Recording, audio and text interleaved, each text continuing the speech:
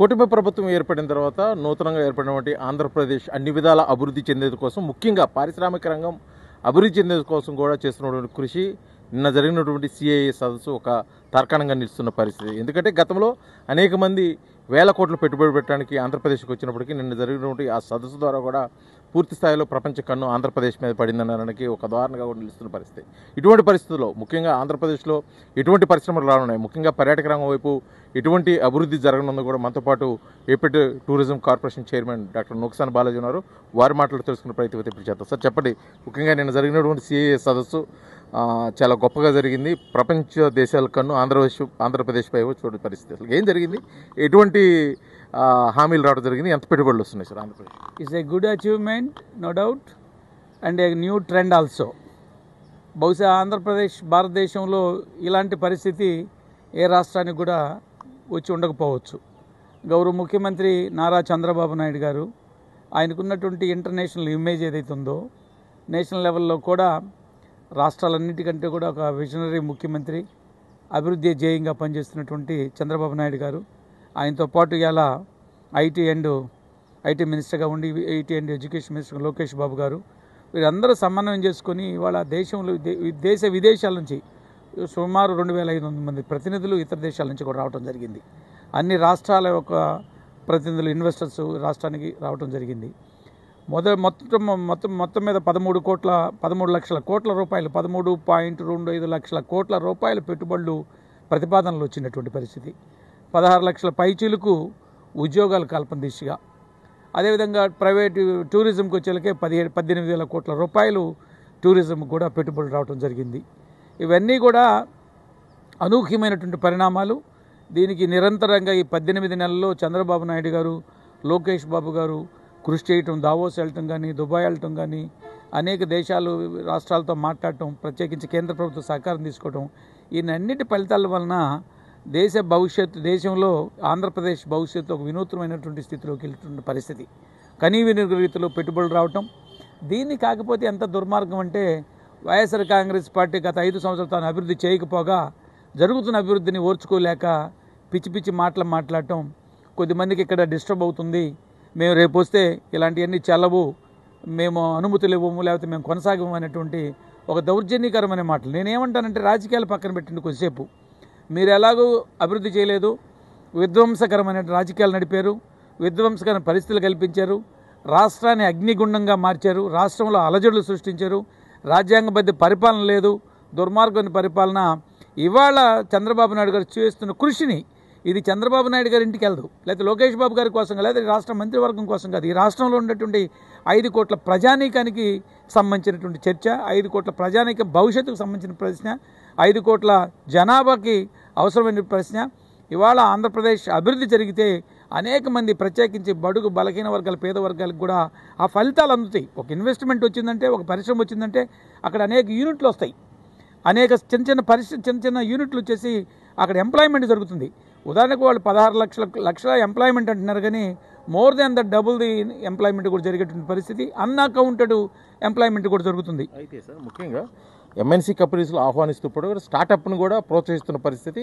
దానికి ఏమన్నా ప్రత్యేకించి కూటమి ప్రభుత్వం ఏదైనా ప్రణాళిక ఏమైనా తీసుకోబోతుంది? ఎందుకంటే కొత్తగా పారిశ్రామికవేత్తలు రావాలి, ప్రతి గ్రామం నుంచి, ప్రతి ఇంటి నుంచి కూడా ఒక వ్యాపారవేత్త ఉండాలనేది ఒక సంకల్పం. దానికోసం ప్లానింగ్ ఏంటి? అది డెఫినెట్గా ఏదైతే ఎంఎన్సీ కంపెనీలతో పాటు, మల్టీనేషనల్ కంపెనీలతో పాటు చిన్న ఇప్పుడు టూరిజంలో ఉంది.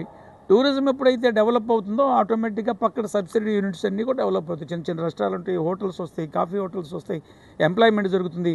అదేవిధంగా ఇప్పుడు మనం ఏదైతే ఏపీఐసి ద్వారా స్మాల్ ఎంఎస్ఎంఈ పార్క్స్ ఉన్నాయి, అవి కూడా నిన్న చంద్రబాబు నాయుడు గారు ఒక 10 రోజుల క్రితం కనిగిరికి వచ్చి ప్రారంభించడం కూడా జరిగింది. ఇవన్నీ చిన్న పారిశ్రామికవేత్తలను కూడా ప్రోత్సహిస్తున్నారు. ఓ 15 సెంట్లు 20 సెంట్లు భూములు ఇచ్చి అక్కడ చిన్న పరిశ్రమలు పెట్టుకోవచ్చు. చిన్న సిమెంట్ ఇండస్ట్రీ కావచ్చు, బ్రిక్స్ కావచ్చు, లేకపోతే ఇంకో రకరకాల చిన్న పరిశ్రమలు పెట్టుకోవడానికి కూడా మ్యాక్సిమం ప్రోత్సహిస్తున్న పరిస్థితి. ఇవాళ మీరు చెప్పినట్టు ఎంఎన్సీలతో పాటు చిన్న వాళ్ళను కూడా ఒక 5 లక్షలు 10 లక్షలు పెట్టుబడులు పెట్టి చేసేటువంటి పరిస్థితిని ఈ ఏపీఐస్ ద్వారా ల్యాండ్స్ ఇచ్చి ఎంఎస్ఎంఈ ద్వారా చేసేటువంటి స్థితి కూడా చంద్రబాబు నాయుడు ఒక వినూత్నమైన ఆలోచనతో ఈ రాష్ట్ర ప్రభుత్వం ముందుకెళ్తుంది. దీన్ని ప్రజలు స్వాగతించాలి, రాజకీయాలకు అతీతంగా మాట్లాడాలి. మన రాష్ట్ర అభివృద్ధి చెందాలి. ఇప్పుడు తమిళనాడు మిగతా రాష్ట్రాలు చూడండి, రాజకీయాలు ఉండవు అక్కడ. వన్స్ గవర్నమెంట్ వచ్చిన తర్వాత అభివృద్ధి జయంగా పనిచేస్తుంది. బట్ ఆంధ్రప్రదేశ్లో దురదృష్టం ఏంటంటే మీరు చెయ్యరు, అంటారు చూడండి, అమ్మ పెట్టదు అడుక్కొనివ్వదన్న సామెతగా తయారైనటువంటి ఆంధ్రప్రదేశ్ చూస్తే రాష్ట్ర ప్రజలు ఆందోళన చెందుతున్నారు. ఇలాంటి దుర్మార్గమైన ప్రతిపక్ష పార్టీ ఉండటాన్ని మన కర్మ అనుకుంటున్నారు. ఎన్ని మీరు దుర్మార్గాలు చేసినా, దౌర్జన్యాలు చేసినా, ఎట్టి పరిస్థితుల్లో జరగబోయేటువంటి అభివృద్ధిని, భవిష్యత్తు తరాలకు చంద్రబాబు నాయుడు గారు ఇచ్చేటువంటి ఆ యొక్క ఫలితాలని ఎవడో అడ్డుకోలేడు. అడ్డుకోవడం అంటే సూర్యుడి మీద ఉమ్మేయడానికి ప్రయత్నం చేసినట్టని కూడా సెలవిస్తూ, ముఖ్యంగా ఇప్పుడు ఇన్ని పెట్టుబడులు వచ్చినాయి, ముఖ్యంగా పర్యాటక రంగం వైపు మీరు ఏపీ టూరిజం కార్పొరేషన్ చైర్మన్ గారు, పర్యాటక వైపు ఎటువంటి పెట్టుబడులు వస్తున్నాయి? ముఖ్యంగా కొన్ని దేశాలు, కొన్ని రాష్ట్రాలు అయితే టూరిజం మీదే ఆధారపడుతున్నాయి, ముఖ్యంగా మాల్దీవులు లాంటి దేశాలు ఉన్నాయి. కానీ ఇప్పటి వరకు కూడా సరైన స్థాయిలో ఏపీ టూరిజం డెవలప్ చెందలేదు. ఇప్పుడు ఏమన్నా కొత్త ప్రతిపాదనలు రాబోతున్నాయి? డెఫినెట్గా ఆంధ్రప్రదేశ్లో టూరిజం కొత్త పొంతలు దొక్కుతుంది. అభివృద్ధి లేదనేది కాదు. నేను చెప్పాను కదా, 18,000 కోట్ల రూపాయలు పెట్టుబడులు వచ్చినాయి. హోటల్స్ ఒక 50,000 కీస్ ఈ రాష్ట్రంలో రావాలనేటువంటిది. అంటే దానికి 50,000 కీస్ రావటం అంటే ఎన్ని హోటల్స్ వస్తే ఒకసారి ఆలోచించుకోండి. ఈ 18,000 కోట్లు కూడా హోటల్స్, రిసార్ట్స్, రెస్టారెంట్స్, ప్రధానంగా హోటల్ రంగం మీద బాబు గారు ప్రత్యేక శ్రద్ధ వహిస్తున్నారు. ఎందుకంటే ఎప్పుడైతే ఒక అభివృద్ధి చెందిందంటే రాష్ట్రం, ఎక్కువ హోటల్స్ ఉండటం కూడా, హోటల్ రంగం అభివృద్ధి చెందుతుందంటే రకరకాల వ్యక్తులు, పారిశ్రామిక వ్యక్తులు ఇతర దేశాల నుంచి, ఇతర రాష్ట్రాల నుంచి రావడానికి అనుమతి మాత్రం. సపోజ్ ఉదాహరణకు ఒంగోలులో పెద్ద కాన్ఫరెన్సు లేదా వివిధ రాష్ట్రాల నుంచి వాళ్ళు పెట్టాలంటే ఇక్కడ వసతులు లేవు, రూములు కల్పించలేవు. కాబట్టి టూరిజం ఎంత డెవలప్ అయితే అంత పెట్టుబడులు, అదేవిధంగా రాష్ట్ర ప్రగతికి సోపానము టూరిజం రంగం. టూరిజం ఎక్కడ బాగా అభివృద్ధి చెందుతుందో అప్పుడు విదేశీ ప్రతినిధులు, విదేశీ పెట్టుబడిదారులు, ఇతర రాష్ట్రాల పెట్టుబడిదారులు వస్తారు. కాబట్టి 18,000 కోట్ల రూపాయల పెట్టుబడులు, బాబు గారి యొక్క ఉన్న ఇమేజీ, బాబు గారు ఉండేటువంటి విజను, బాబు గారి మీద నమ్మకం వాళ్ళ పెట్టుబడిదారులు అందరూ వస్తున్నారు. దానికి కూడా ఒక సింగిల్ విండో సిస్టమ్ ద్వారా ఎటువంటి అడ్డంకులు లేకుండా వాళ్ళకి పనులన్నీ సకాలం జరిగేటు. అందుకే టూరిజంలో కూడా టూరిజం పాలసీ ఒకటి తీసుకొచ్చారు. ఈజీ ల్యాండ్ పాలసీ కానీ, అదేవిధంగా ల్యాండ్ కన్వర్షన్కి ఛార్జెస్ లేకుండా ఉండటం, రిజిస్ట్రేషన్ కానీ, అదేవిధంగా పవర్ ఛార్జెస్ ఎగ్జామ్షను, జిఎస్టీ ఎగ్జామ్షన్, ఇవన్నీ కూడా తీసుకొచ్చి టూరిజం అభివృద్ధి చేస్తున్నారు. అంటే మీరు ధ్వంసం చేసిన తర్వాత ఒక సంవత్సరంలో అనూహ్యంగా జరగదు. డెఫినెట్గా ఇవాళ మా టూరిజం కిందే ఒక సుమారు 67 యూనిట్లు ఓఎండ్ఎం ఆపరేషన్ మెయింటెనెన్స్ కింద ఉన్నాయి. మా దగ్గర ఒక 22 యూనిట్లు ఉన్నాయి. ఇంకా కొత్త రిసార్ట్స్ని, రెస్టారెంట్ని స్టార్ట్ చేస్తున్నాం. డెఫినెట్గా 1 ఇయర్లో అనూహ్యమైన మార్పులు అయితే చూస్తారు. ఈ 5 ఏళ్లలో ఒక గొప్ప టూరిజం అభివృద్ధి ఆంధ్రప్రదేశ్ని చూపిస్తాం. దీనికోసం ప్రత్యేకించి గతంలో తాజ్ రెస్టారెంట్స్ వాళ్ళతోటి టైప్ పెట్టుకున్నట్టు ఇంకా ఇతర దేశాలతో కానీ, ఇతర సంస్థలతో కానీ ఏదైనా ఒప్పందాలు జరిగినాయా? ఏమన్నా ప్రణాళిక ఏమన్నా? అంటే డీటెయిల్డ్గా ఎవరెవరు ఏందని నేను ఇప్పుడు మీకు డిస్క్లోజ్ చేయలేను. అంటే చెప్పకూడదని కాదు. ఇప్పుడు తాజ్ వాళ్ళు వచ్చారు, వబిరాయి వాళ్ళు వచ్చినారు, తిరుపతిలో జరుగుతుంది. అదేవిధంగా అట్మాస్ఫియర్ గ్రూప్ అని వాళ్ళు, థాయిలాండ్ వాళ్ళు వచ్చిన్నారు, ఇతర దేశాల వాళ్ళు వచ్చినారు. వాళ్ళందరూ కూడా చాలామంది ఇతర దేశస్తులు, ఆఖరికి క్రూయిజ్ షిప్స్ ఉంటాయి చూడండి, వాళ్ళు ఆస్ట్రియా అతను సెటిల్డ్ ఎట్ బాంబే, వాళ్ళందరూ వచ్చినారు. ఒక వినూత్నమైనటువంటి పోకలతో టూరిజం అభివృద్ధి చెందుతుంది. డెఫినెట్గా చాలా దేశాల ప్రతినిధులు, అంటే 2,500 మంది ఇతర దేశాలు వచ్చారంటే చూడండి, ఆలోచన చేయండి. ఇదేమి బోగస్ కాదు, ఇన్ఫర్మేషన్ కనపడుతుంది, లిస్ట్ కనపడుతుంది. అసలు ఆ అరేంజ్మెంట్స్ చేయడం కూడా, నేను ఒక 3 రోజులు సెషన్ జరిగితే అంత అద్భుతంగా మొత్తం ఆంధ్రప్రదేశ్ హెడ్ క్వార్టర్ ఎలా ఉందో సీఎంఓలో కానీ, సెక్రటరీ కానీ అది అక్కడ చూపించారు. విదేశీ భోజనాలు అన్ని ఏర్పాట్లకు సంతృప్తి చెందారు. దీన్ని బట్టి వాళ్ళందరూ కూడా మన భరోసాగా చంద్రబాబు నాయుడు గారి నాయకత్వంలో పెట్టుబడులు పెట్టవచ్చు. కాకపోతే ఇంకొకటి మరీ నేను ఒక్కనిస్తున్నాను, వాళ్ళు వైఎస్ఆర్సీపీ వాళ్ళు రకరకాల లెటర్లు పెట్టడం, మెయిల్స్ చేయటం, వాళ్ళు బెదిరించడం, మేము వస్తే మీ సంగతి తెలుస్తూ ఉంటాం, ఇవన్నీ కూడా సరైనది కాదు. అదేవిధంగా స్టీల్ ఫ్యాక్టరీ కూడా ఒక దుష్ప్రచారం చేస్తున్న ప్రతిపక్షాలు.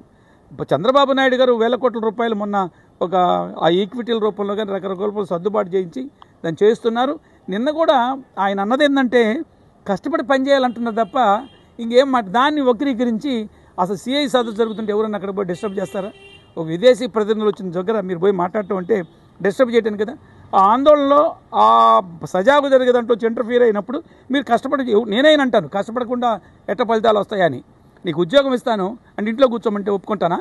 నా టూరిజంలో ఉన్నాను, ఉద్యోగాలు ఏర్పాటు చేస్తున్నాం, మీ ఇంటికాడ కూర్చొని మేము పని చేయమంటే ఎట్ట కుదిరి? ప్రైవేట్ హోటల్స్లో ఉన్న పోటీ మనం కూడా చేయాలి. వాళ్ళు ఎంత కష్టపడుతున్నా ఆ విధంగా కష్టపడాలి.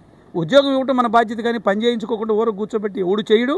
అలా అడగటం ముఖ్యమంత్రి గారు ఆ మాట అన్నందుకు దాన్ని రాద్ధాంతం చేయటం అంటే ఇంట్లో పెద్ద తండ్రి బిడ్డలను మందలిస్తాడు. మందలించడం ఉన్న శత్రువుకు చూడటం కదా. ఈ యొక్క దుందుడుకు చర్య, అదన ప్రసంగ విషయాలు మాట్లాడటం మానేసి జనజీవన స్రవంతిలో జనం కోసం చంద్రబాబు నాయుడు గారు చేసేటువంటి యాక్టివిటీని చూసి సపోర్ట్ చేయండి. మీరు ఈ క్రమంలో కానీ దాన్ని సపోర్ట్ చేయకపోతే ప్రజల అసహ్యానికి గురై వాళ్ళు ఊసే ఉమ్ములో కొట్టుకుపోతారని కూడా తెలియజేస్తున్నాను. ఇది మొత్తానికి కూడా గత కొద్ది రోజుల క్రితం విశాఖపట్నం వేదికగా జరిగిన సిఐఏ సదస్సు. రాష్ట్రానికి కొత్త పెట్టుబడులు రాబోతున్నాయి, ఉపాధి అవకాశాలు కూడా పెరగబోతున్నాయి. అదేవిధంగా పారిశ్రామిక రంగంలో గతంలో ఎన్నడూ లేని విధంగా ఆంధ్రప్రదేశ్ మరియు నూతన ఆంధ్రప్రదేశ్గా త్వరలో కనిపించబోతుంది. దీనికి కావాల్సిన ప్రణాళికలన్నీ కూడా రాష్ట్ర ప్రభుత్వం చంద్రబాబు నాయుడు ఆధ్వర్యంలో కూడా ఏర్పాటు చేయడం జరిగింది. రాబోయే రోజుల్లో ఆంధ్ర రాష్ట్ర అభివృద్ధిని ఎవరు అడ్డుకోలేరు, అడ్డుకునేవారు మటుకి ప్రజాగ్రహానికి అయితే గురికాక తప్పదని చెప్పేసి కూడా డాక్టర్ నోక్సాన్ బాలాజీ అయితే తెలియజేస్తున్న పరిస్థితి. వీడియో జర్నలిస్ట్ లక్ష్మణ్తో శ్రీనివాస్, RTV, ఒంగోలు, ప్రకాశం జిల్లా. Local to global news at your fingertips. మీ చేతిలో ఒక ఆయుధం. Download Raw TV app. Media legend Ravi Prakash is back.